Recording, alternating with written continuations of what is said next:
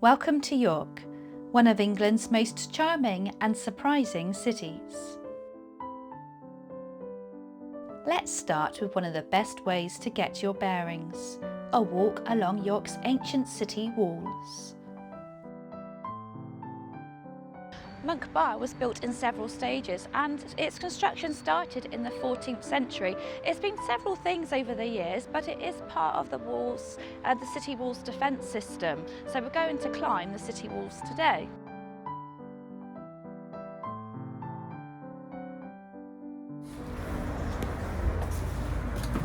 It's really narrow.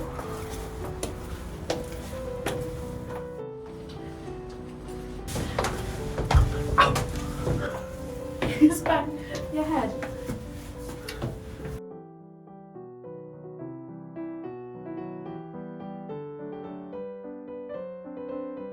We're at the top now, so that's Monk's Bar behind me, and this is actually the best preserved city wall in England.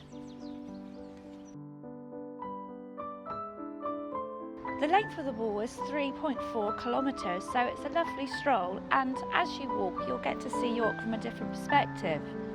They're the longest and most complete medieval walls in England. Parts of these walls date back to Roman times, but most of what we see today was built in the 13th century. Health and safety standards have obviously changed because when my parents visited back in the 80s, the railings weren't here.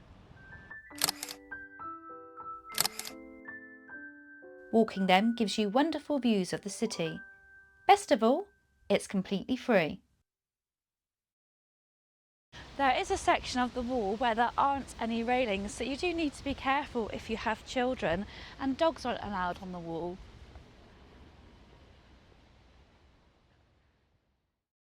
Now, here's a tongue twister for you, Whip-Ma-Whop-Ma-Gate. It's the shortest street in York, but with one of the longest names. No one is completely sure what it means. Let me know in the comments if you think you do. From there, take a stroll through the Shambles.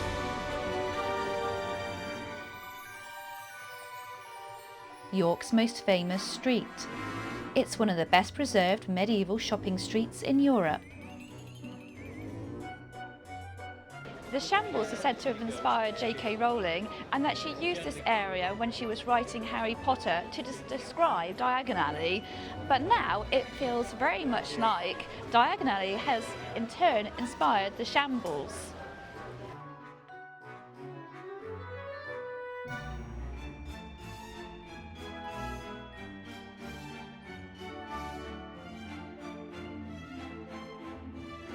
Wingardium Leviosa! How did I do? It's Leviosa, not Leviosa.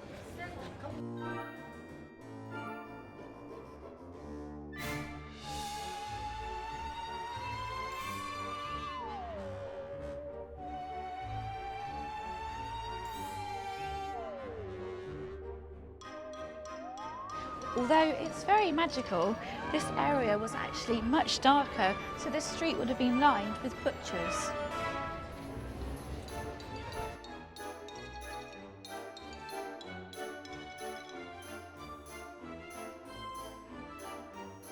As you walk around York, make sure that you look up because there are lots of cats.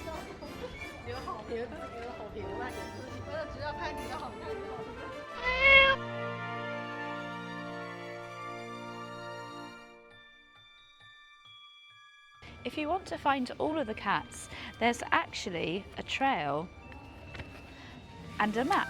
How handy.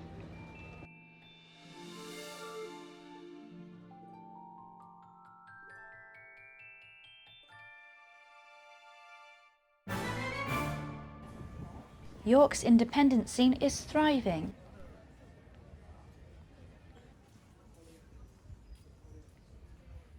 Beside the Shambles is a market, and beyond this York is bursting with independent shops, cosy cafés and lively pubs within the old city walls. That was the best pie I ever had, and Guy Fawkes was born there. Subscribe for next week's episode, York's Best Pubs.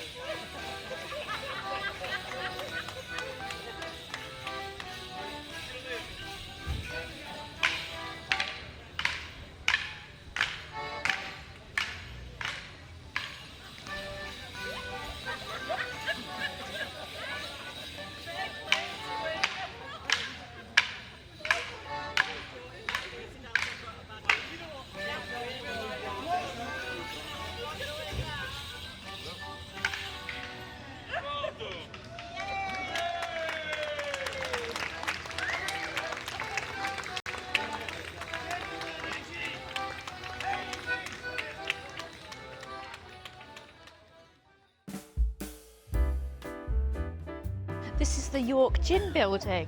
It looks a little tipsy.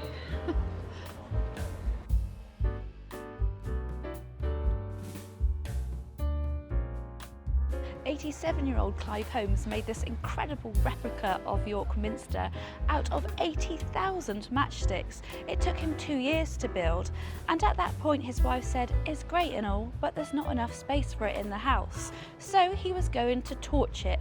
However, his daughter stepped in and said, "Why don't we auction it off for charity?" And now it's here.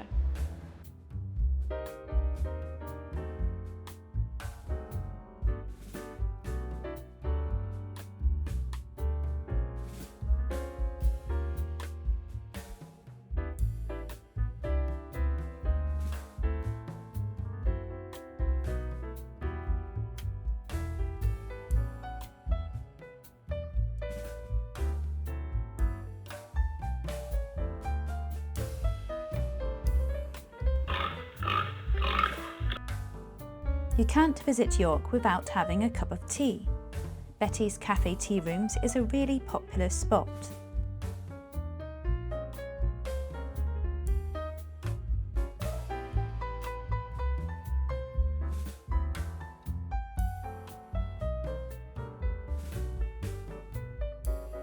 Although we visited in June, we did not fancy queuing in the rain, so we headed to the Habit.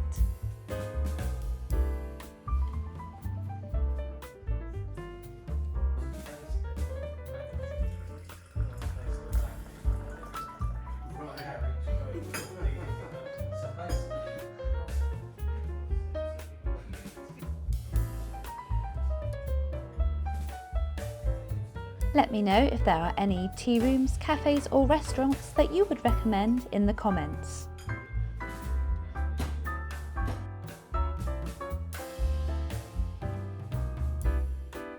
Of course, no trip to York is complete without stopping by York Minster.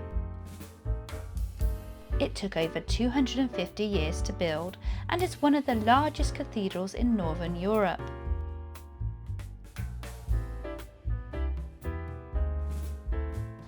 York Minster has the largest area of medieval stained glass windows in the whole wide world, and this particular one is larger than a tennis court.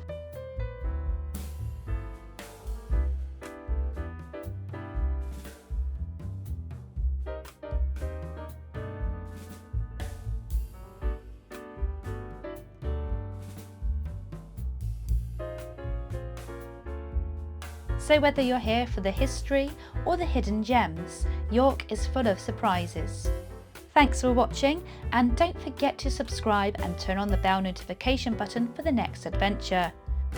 Until next time, happy exploring!